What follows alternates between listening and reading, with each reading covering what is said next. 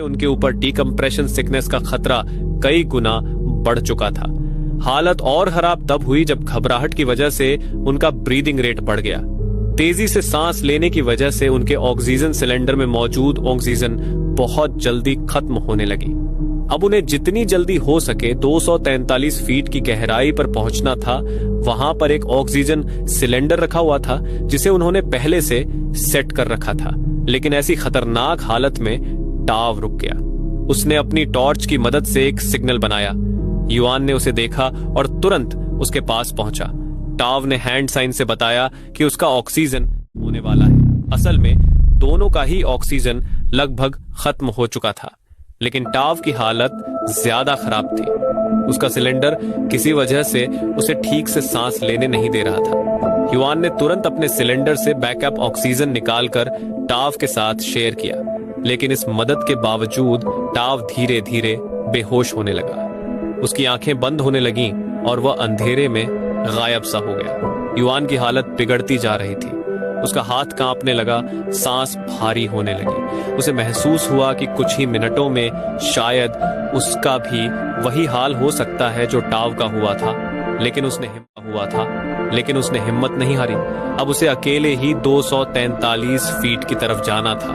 उसने किसी तरह गहराई में जाकर सिलेंडर उठाया, लेकिन वह सीधा ऊपर नहीं गया। वह फिर से नीचे गया टाव को ढूंढने के लिए। युआन को लगा कि शायद वह अपने दोस्त को बचा सकता है। अंधेरे पानी में जहां विजिबिलिटी लगभग न के बराबर थी, युआन ने पूरी कोशिश की। उसने हर तरफ टाव को ढूंढा, लेकिन टाव का कहीं कोई अता पता नहीं था। उसका दिल बैठने लगा। एक अजीब सी बेबसी उसके ऊपर हावी हो गई। अब युआन को ऊपर जाना ही पड़ेगा। उसकी जान पर बन आई थी।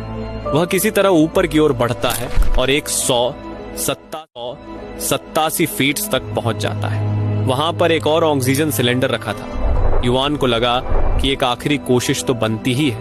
उसने एक बार भी अपनी जान की परवाह नहीं की। उसकी सोच बस अपने दोस्त टाव को ढूंढने तक सिमटी हुई थी, लेकिन इस बार भी कुछ हासिल नहीं हुआ। अब युआन का शरीर थककर चूर हो चुका था। उसका सारा होप खत्म हो चुका था। उसकी आंखें धीरे धीरे बंद होने लगी।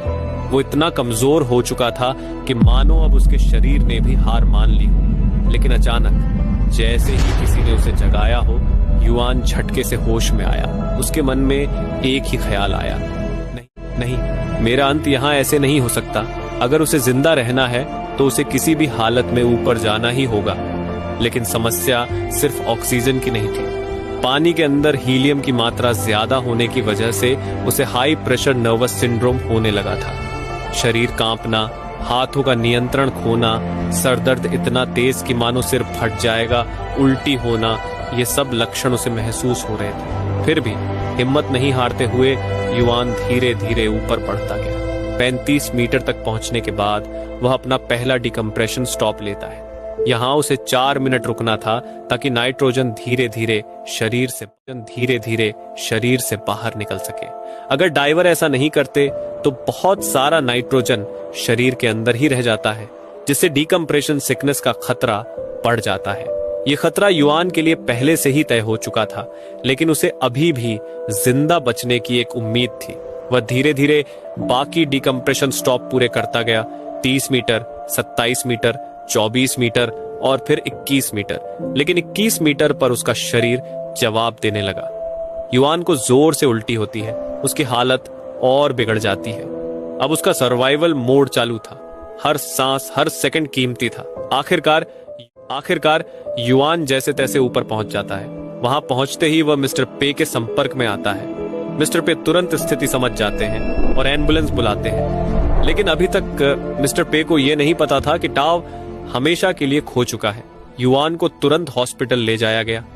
उसकी हालत इतनी गंभीर थी कि उसे अगले 3-4 दिन तक डिकम्प्रेशन चेंबर में रखा गया।